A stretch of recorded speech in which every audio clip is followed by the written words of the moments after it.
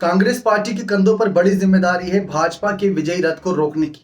अगर मोदी हैट्रिक लगाते हैं तो उसके पीछे ही कमी कांग्रेस को ही बताई जाएगी। जी हां, कांग्रेस एक राष्ट्रीय पार्टी है और जैसा कि आप जानते हैं कि दिल्ली, पंजाब जैसे राज्यों में काफी कमजोर हुई भाजपा पिछले कुछ सालों से। खासकर उत्तर प्रदेश और पश्चिम बंगाल में भी देखा जाए तो वहां पर भी कमजोर होती नजर आई। लेकिन कई ऐसे राज्य हैं जहां पर कांग्रेस पार्टी विपक्षी दलों के साथ मिलीजुली सरकार चला रही है। जैसे बात करें झारखंड की, बिहार की बात करें, इससे पहले महाराष्ट्र में मिलीजुली सरकार थी लेकिन वहां पर एनडीए की सरकार को गिराया गया। फिर उसके बाद बीजेपी और शिंदे जो साथ मिलकर सरकार चला रहे हैं वो आप देख ही रहे हैं। लेकिन बात लोकसभा चुनाव की करेंगे 210 सीटों की।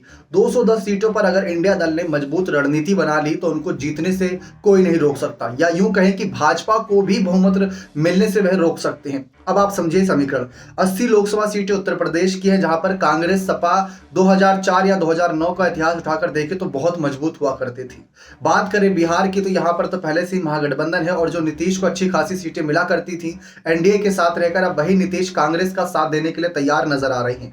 दूसरी तरफ पश्चिम बंगाल के अगर इतिहास को उठाकर देखें तो वहां पर भी कांग्रेस का पुराना इतिहास रहा है, उसको हर कोई नहीं भूलेगा। इस वक्त तृणमूल कांग्रेस भले ही वहां पर मजबूत हो, भाजपा बड़ी पार्टी हो, एक तरफ से देखा जाए तो 18 सीटें उनके पास भी हैं, लेकिन वहां की 42 सीटों पर भी अगर कांग्रेस ने टीएमसी का भरपूर साथ दिया तो हो सकता है कि टीएमसी ही भाजपा का खेल बिगाड़ दे।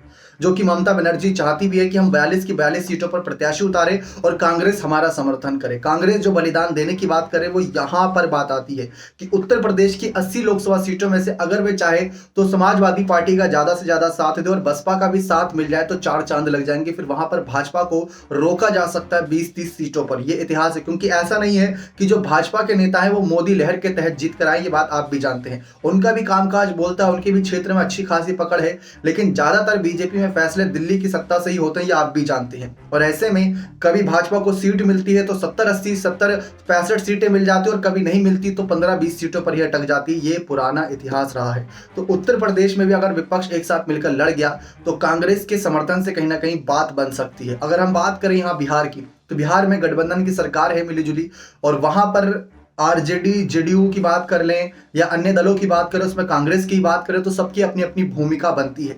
सब ये वही पार्टियां हैं जो भाजपा के बाद या फिर जेडीयू के बाद कहीं ना कहीं नंबर 2, नंबर 3 की पार्टियां रहा करती थी। अब वही नंबर 2, नंबर 3 की पार्टियां साथ आ गई। साथ आने के बाद कितना वोट बैंक मजबूत हुआ 40 सीटों पर, यह भी गौर करने योग्य होगा।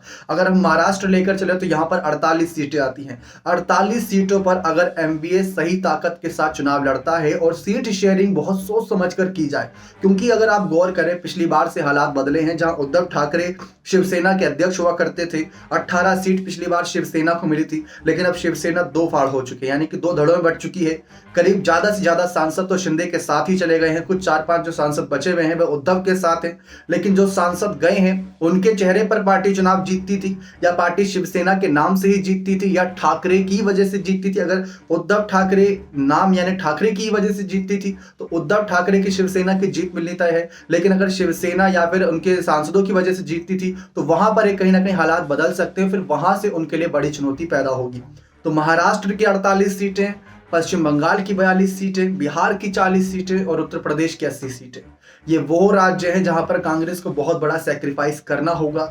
हो सकता है कि कुछ राज्यों में 10-5 सीटों से ही संतुष्टि करनी पड़े, लेकिन उन 10-5 सीटों पर भी जब अपने प्रत्याशी उतारे तो बहुत सोच समझ कर उतारे और वहां जीत के आसार ही बने, तभी ऐसे फैसले लें। अखिलेश ने भी यही कहा, नीतीश ने भी यही कहा, ममता बनर्जी ने भी यही कहा कि अब वक्त आ गया है कांग्रेस को अपने राष्ट्रीय पार्टी का जो टैग लगा वो तो रखे अपने पास, लेकिन क्षेत्रीय पार्टियों को समर्थन करके उन्हें आगे करे। जैसे महाराष्ट्र में एनसीपी और शिवसेना उद्धव ठाकरे की को आगे करे, बिहार में जेडीयू आरजेडी को आगे करे, पश्चिम बंगाल में टीएमसी को आगे करे, और उत्तर प्रदेश में अगर मायावती भी साथ आती हैं तो मायावती को भी साथ करने के लिए यहाँ पर उनका कदम हो, जो कि कहीं ना कहीं कांग्रेस, अगर समाजवादी पार्टी आरएलडी, बसपा भी अगर साथ आती है तो उनको समर्थन करती है तो बात दिलचस्प होगी। लेकिन बसपा सुप्रीमो मायावती साफ कह चुके हैं कि वे किसी के साथ गठबंधन नहीं करेंगी।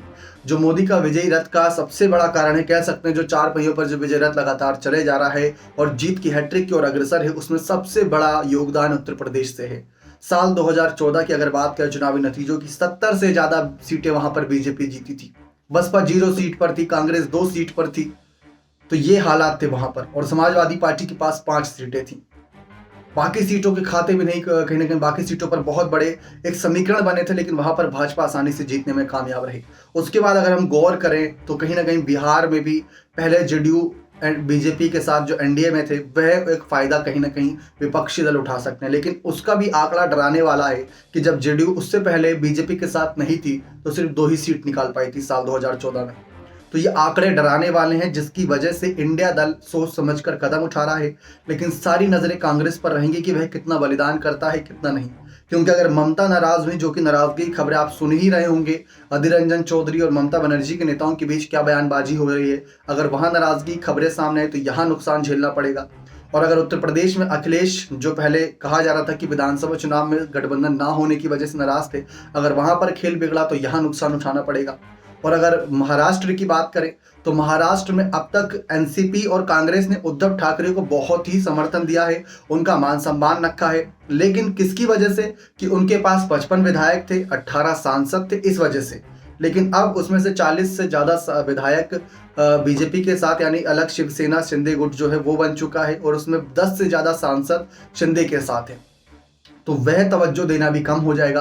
उसके आधार पर कांग्रेस और एनसीपी के नेताओं ने मांग भी की है कि उद्धव को उतने ही सीट मिलनी चाहिए जितने इनके बहुत ही एक चुने हुए नेता हैं जिनको जीतने के आसार रहेंगे।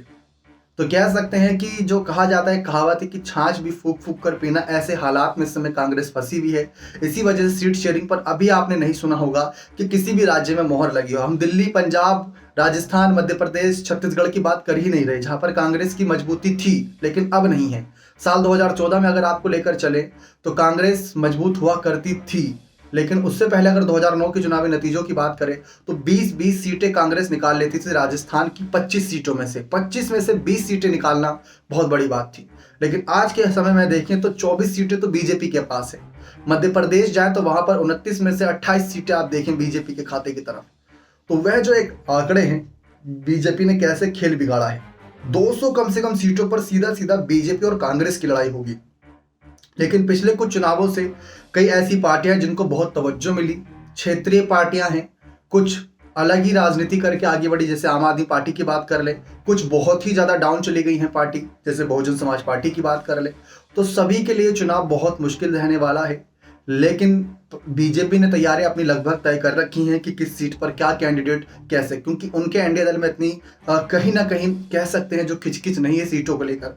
लेकिन यहाँ पर इंडिया अलायंस बना है, तो बनने के बाद कुछ फायदा नजर आए, ये सब कुछ सीट शेयरिंग पर निर्भर करेगा और कांग्रेस के बलिदान पर निर्भर करेगा। हमने प्रधानमंत्री पद के दावेदार की अभी चर्चा की ही नहीं। अगर वह चर्चा करने लगेंगे तो शायद इस मसले पर कहीं ना कहीं इंडिया दल टूटते टूटने की कगार पर आ जाएगा, क्योंकि कोई भी ये अपॉर्चुनिटी अपने हाथ से नहीं जाने देगा। सबको लगता है कि हमारी वजह से कांग्रेस आगे जा रही है या हमारी वजह से इंडिया दल को जीत मिल रही है। बाकी आप अपनी राय इस मसले पर कमेंट सेक्शन में जरूर रखें कि क्या कांग्रेस का फैसला मोदी का विजयी रथ रोक पाएगा, क्या उनकी जीत की हैट्रिक रोक पाएगा या नहीं। अपनी राय कमेंट सेक्शन में जरूर रखेगा। बहुत बहुत धन्यवाद।